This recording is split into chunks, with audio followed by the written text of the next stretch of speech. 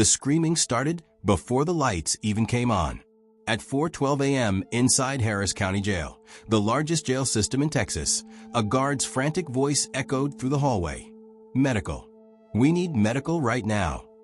Doors slammed, boots pounded against the concrete floor, and inmates pressed their faces to the tiny windows of their cell doors, trying to see what was happening. Word spread fast. Someone in the mental health unit had collapsed, and no one knew if help would arrive in time. The jail was already short-staffed, and the medical team was stretched thin. By the time officers reached the cell, the man on the floor wasn't moving. And yet, the most chilling detail, the one that made even hardened inmates whisper in fear, was that this wasn't the first time. Not even close. In fact, this was the third emergency in less than 2 days. What was really happening inside this overcrowded, chaotic jail? And why were so many people dying before they even made it to trial?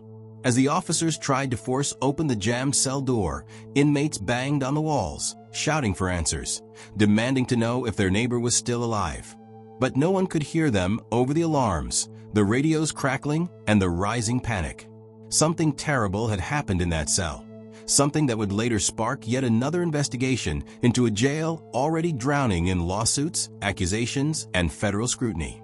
But to understand how the night spiraled into disaster, we have to go back to where it all began. Months earlier, a 28-year-old man named Jason Miller stepped through the intake doors of Harris County Jail. Jason wasn't a hardened criminal. He was a young warehouse worker arrested after a minor traffic incident that escalated when police discovered an old, unpaid ticket. He should have been released within hours. Instead, a backlog of court hearings meant he was stuck, waiting and waiting and waiting.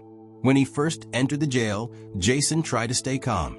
But the moment he saw the intake room, packed wall to wall with men sleeping on the floor, leaning against walls, or sitting silently with empty eyes, his stomach twisted. The guards moved fast, trying to process dozens at once, but the line never seemed to shrink. Just a couple days, he told himself. Maybe 3. 3 days turned into 2 weeks, then a month. Inside the jail, Jason felt the pressure of the place immediately. The overcrowded pods, the constant noise, the arguments over food, the fights that broke out without warning. Some days were quieter, filled with boredom and the endless hum of voices. Those were the lows. But the highs, the extreme moments, came like lightning. A sudden scream, a sudden fight, a sudden medical emergency. And then everything was back to normal, like nothing had happened. Every inmate knew that the jail was understaffed. Some pods didn't see a guard for nearly an hour at a time. People with serious mental health needs sometimes waited days to see a doctor. And when someone finally broke down, it usually happened fast. Jason shared a cell with a man named Trevor, who had been waiting nearly 9 months for his court hearing. Trevor tried to stay positive, but every time the metal door slammed shut, he jumped. He had seen things, ugly things, that kept him awake at night. One evening, during a quieter stretch, Jason sat at the edge of his bunk and listened to the distant clanking of doors, the muffled conversations, and the soft footsteps of guards making their rounds. It felt almost peaceful. Almost. But peace in Harris County Jail never lasted. 2 days later, around midnight, the pod erupted into chaos. A fight broke out between 2 inmates over a stolen commissary bag. Shouts bounced off the concrete walls as men rushed to get out of the way. A chair crashed to the floor. Someone yelled for the guards, but no one came. Jason pressed against the back wall of his cell, his heart thumping hard. He could see the fight happening just feet away, but the door to his cell was locked. He and the others could only watch as things escalated. Then one of the men slipped, hitting his head on the corner of a metal table. Blood started pooling on the ground. Only then did officers finally rush in, ordering everyone back, shouting commands, and calling for medical. But the injured man wasn't moving. The pod filled with a heavy silence. And that moment, raw, tense, terrifying, was only the beginning of the long night that would end with the emergency call at 4:12 a.m. Because after the fight, something even worse was about to happen, and it would shake the entire jail to its core.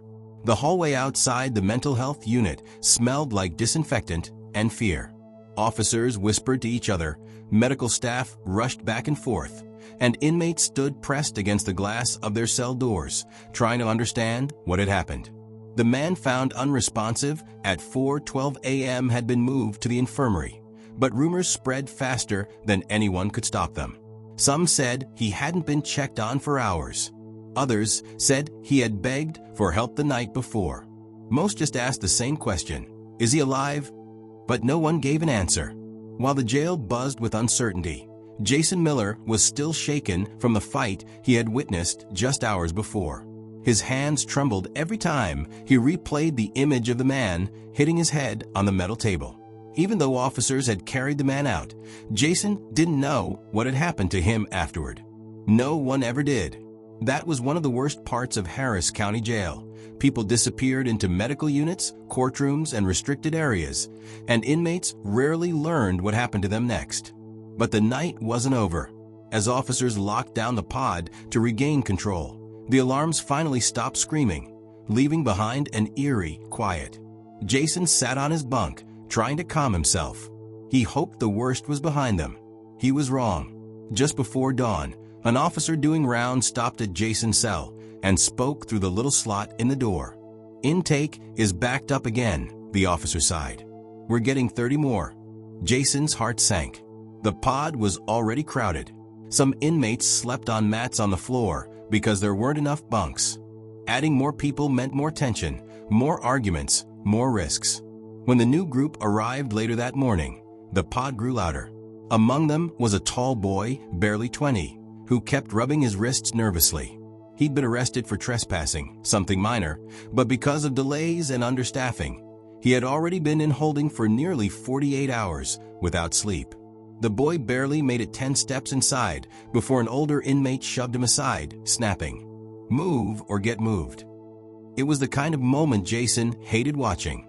A low moment, a quiet cruelty that everyone saw but no one stopped. The boy lowered his eyes and stepped back, avoiding trouble. But the fear on his face made something inside Jason twist. The hours crawled by. Jason tried to distract himself with conversation, but the pod felt heavier than usual. Every few minutes, someone whispered about the man who had collapsed in the mental health unit. No one knew what caused it, violence, medical neglect, or something else entirely. The lack of answers made everyone uneasy. Just after noon, the guards announced lunch. Trays slid through slots. Men lined up at tables. The mood was tense but manageable.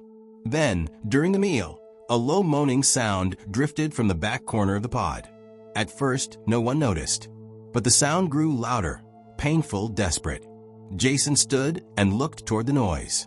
The boy from earlier was hunched over, gripping his stomach. Sweat poured down his face. He looked pale, confused, like he didn't understand what was happening to his body. "Hey," Jason shouted.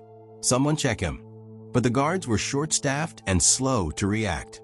One called out from behind the glass, "Hold on. Sit him down. We'll get medical." The boy collapsed before anyone could reach him. Inmates scrambled out of the way, shouting for help.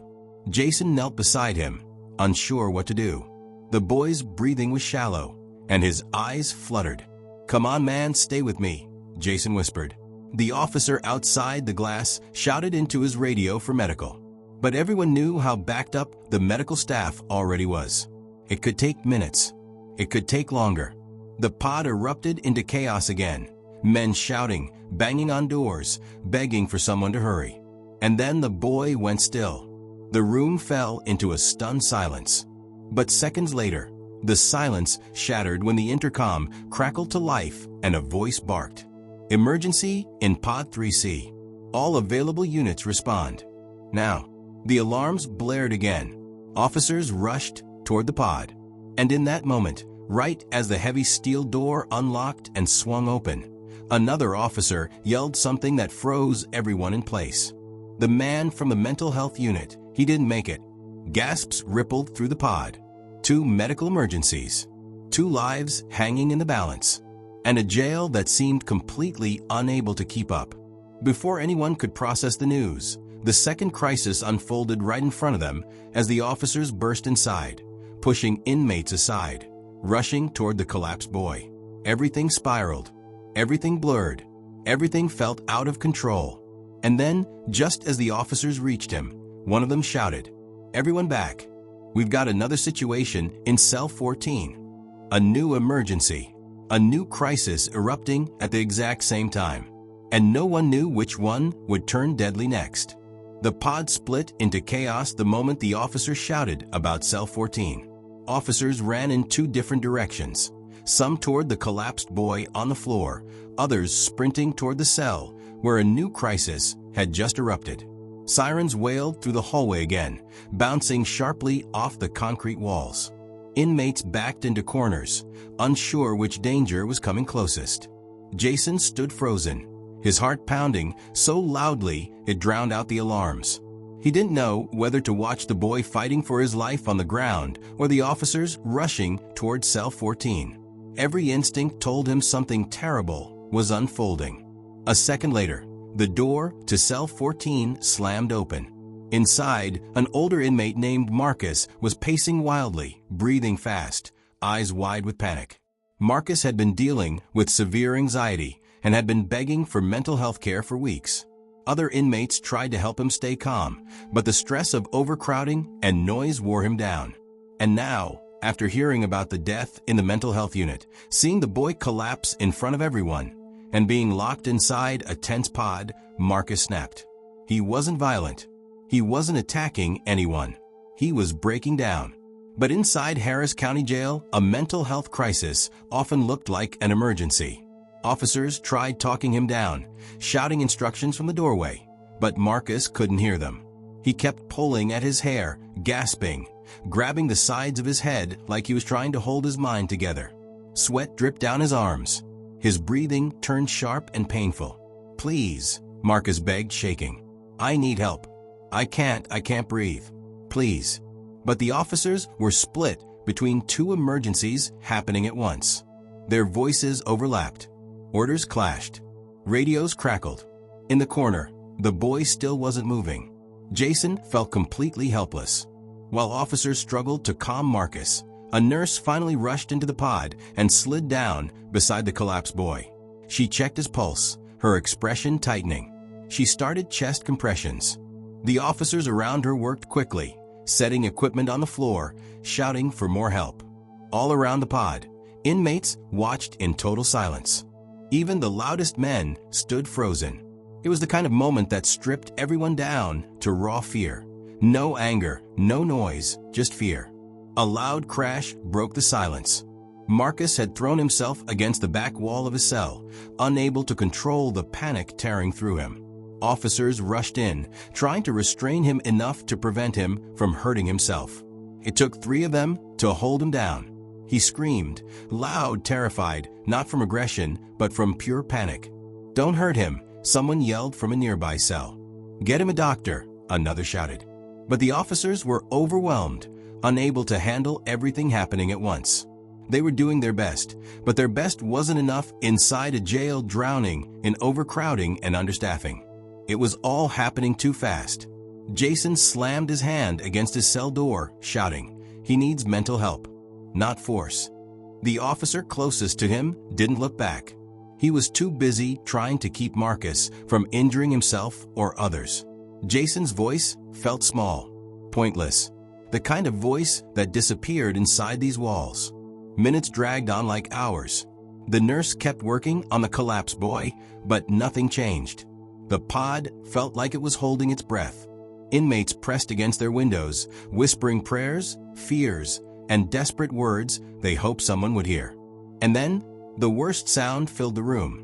A long, sharp beep from the medical monitor. The nurse froze. Officers exchanged grim looks. One of them lowered his head. The boy wasn't coming back. A wave of shock moved through the pod. Some inmates stepped back, covering their mouths. Others turned away, not wanting to see another life end inside these walls. 2 deaths in one night. 2 lives lost before trial. 2 tragedies that should never have happened.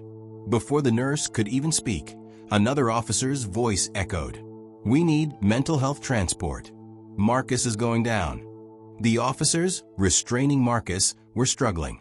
His breathing was shallow, his eyes unfocused, and he looked like he was about to pass out. Whether from panic, exhaustion, or something deeper, no one knew.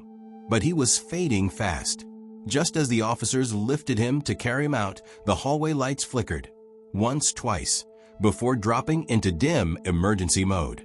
The entire jail shuddered. The intercom crackled with static. And then a voice came through, tight, urgent, shaking. Attention staff, we've got a full facility lockdown. Medical emergencies are overwhelming units. All personnel respond where possible. More inmates are reporting symptoms. This could be a system-wide incident. A system-wide incident. The words chilled everyone who heard them. Jason's stomach dropped. If the jail couldn't handle 2 emergencies, how would it handle an entire jail full of them? The officers carrying Marcus paused mid-step. The nurse looked toward the pod doors, fear spreading across her face. Something bigger was happening. Something spreading. Something the jail had no capacity to contain. And as the alarms screamed louder, Jason realized the night wasn't ending. It was only getting worse.